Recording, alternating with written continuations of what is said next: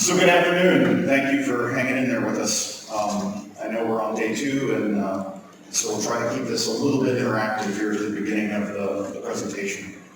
During the last 2 days, what I heard multiple times was discussions about edge computing and how edge computing was going to impact the network. I'll just say, in addition to that, there's already things that are impacting the network in terms of traffic patterns. And one example of that is an increase in the amount of peering, or the number of peering points in the network. In the old days, we may have had, in the United States, we may have had peering points among service providers in New York, Chicago, Los Angeles. Today, service providers that are peering are actually peering in NFL cities, as an example. So maybe they've got something like 30 peering points or peering locations. What does that mean, and why did I tell you that? I tell you that because traffic patterns are already changing, even ahead of mass edge computing deployments. And in my conversations, and our conversations with service providers, they've already begun to tell us that. And in those conversations, what it means for them is risk in terms of, how do I buy the routing infrastructure that I'm going to deploy in my network? And how do I do capacity planning at the edge versus the core, and where is that traffic going? Because increasingly we'll see it localized and metroized in terms of where it's going, and it all doesn't have to go back to the centralized core that's here. So I just want to kind of set that with you, keep that in mind as we go through the rest of this presentation, and we'll kind of come back and revisit that as we go.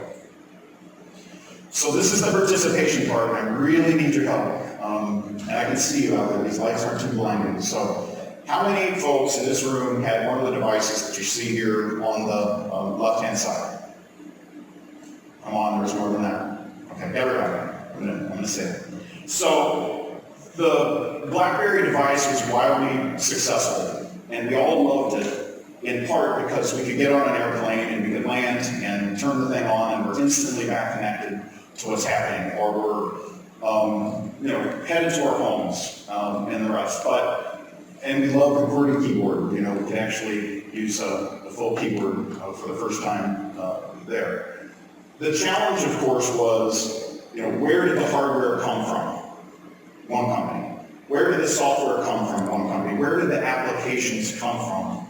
And so a great email device, of course, but could we have done more in terms of that ecosystem, and what would that look like? Well, fast forward to Android today, and we have all kinds of hardware choices.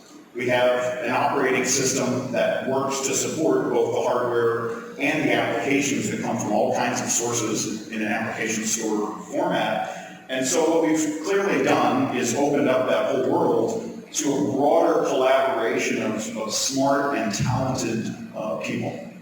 And so let's now apply that and fast forward to the network. And we've talked about underlay and overlay and had multiple conversations here today and even yesterday.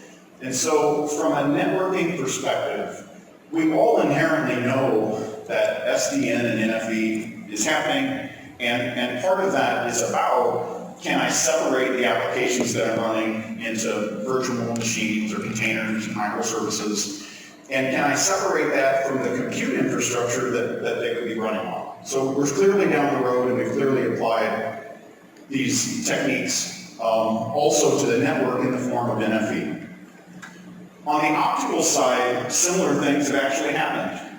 A few years ago, it's probably been 5 now, we began to disaggregate the optical network in the form of, at the time we would have called them DCI appliances, or disaggregated transponders. And so, we pulled these cards out of these chassis, turned them sideways, put some sheet metal around them in fan trays, and we created a series of transponder or optical appliances that could be used and separated from the parts of the optical infrastructure that actually switches wavelengths from the part that initiates and terminates wavelengths. And so we've certainly done that, and then the next step in that has been to modularize that. And so today we have compact modular as a framework for how a lot of the optical infrastructure infrastructure is evolving. And with that, I have some pluggability, some modularity. I can change the optical equipment's personality to be, in this case, a launcher of wavelengths or an initiator of wavelengths, and in this case, become an open line system that can take wavelengths from all kinds of sources and steer them to where they need to go. So what about routing and what's happening with the routing space? I would argue that the answer to that question is not that much. In terms of what are we purchasing and what is going into our networks to drive the transport routing infrastructure to help us get packets from A to B and on to C. And we've all built, the vendors that are here, of which I'm one, we've all built these types of systems, and they certainly served us well in terms of unified hardware, unified software, unified operating system and stack, and it has served us well. But the question becomes, what I did yesterday, or what got me here, is it going to take me there? And there is a destination with dynamic traffic patterns that are changing, and a network that needs to be more flexible, adaptable, and scalable. And so we think, by disaggregating the routing infrastructure such that we can have a mature IP MPLS operating system, we can have a collection of hardware collaborators, and we can open up to some application software collaboration. I went forward on me, sorry about that. We can do better than what's currently there. And it's not, it's better because the network and the traffic and it's all changing. And so it's really about where we are now versus where we were before and where we want to go. So if we do that, we think we can speed the innovation cycle in terms of, can we put new packet processing into the network at a faster pace than we're currently doing it today, and why would I want to do that? I want to do that because we know that with the next round of silicon and the next round of packet processing, what happens? Performance up, cost down, and we can squeeze the network to do more with either the same dollars or less dollars. And so that's the mental framework and the reason why. Open the system, velocity, increase, drive down costs, both capital and operational costs. If I had a Lego collection of hardware instances, and I had operating system software that was mature and I could run on that, well then what could I do with it? Well, clearly I could have a single instance pizza box, if you will, or a single instance appliance. That's good, but what if I guessed wrong, or what if I need more capacity in this location than what I thought I needed from my models and from changing traffic patterns? The answer is, if we design this right, we could stack multiple of these devices together. We could go from 1 to 2 to 3 and have those operate as a single instance router and act, behave, and operate just like you would in your traditional chassis-based system with individual appliances simply being line cards, if you will, in a chassis-type system, but we've disaggregated it and we've used connectorization to chain these together with intelligent software that has to make all that happen. And then finally, the next is, what if I got beyond that? And what about kind of moving back further into the network? What about that traffic? And what if I needed tens of terabits or even hundreds of terabits? The same software, when applied with a Lego approach and the creation of some fabric units, that could be put together and made into a flexible, horizontally scalable routing solution. And then think about the line units. These line units could have different interfaces. They could have different capacities. They could have coherent DWDM on them as one possibility as well. So I now have created kind of this Lego flexible approach with a horizontally scalable routing solution that can help me be more flexible, scalable, adaptable than what I've been doing before. This is not theoretical, or this is not still just in the lab.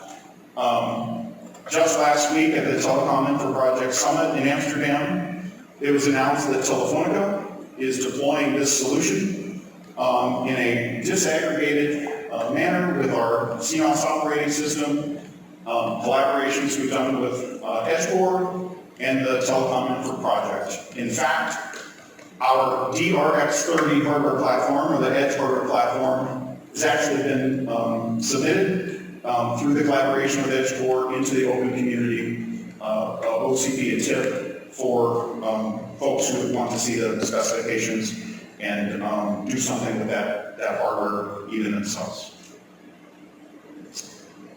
None of this is possible, and we will not realize our operational goals and ambitions without good software.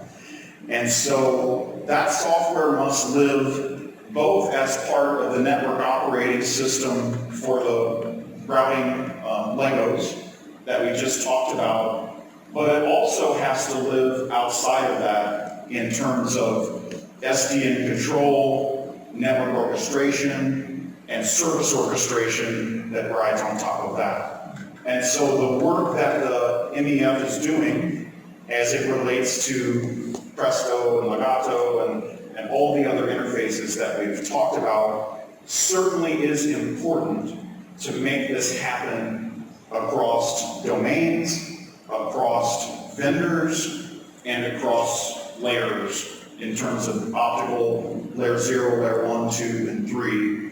And so this type of framework with applications like path computation that can take network topology into account and can consider what the optical layer doing versus what the routing layer doing. All of that is fundamental and critical to making this happen and to be successful as we go forward and try to change the way we've been deploying transport routing solutions for quite some time. So why disaggregation, and then why in the routing space? We think that more choice can lead to more options, more capabilities. We think that more choice can lead to faster innovation and open up the solution to a broader range of participants at the hardware level or application level.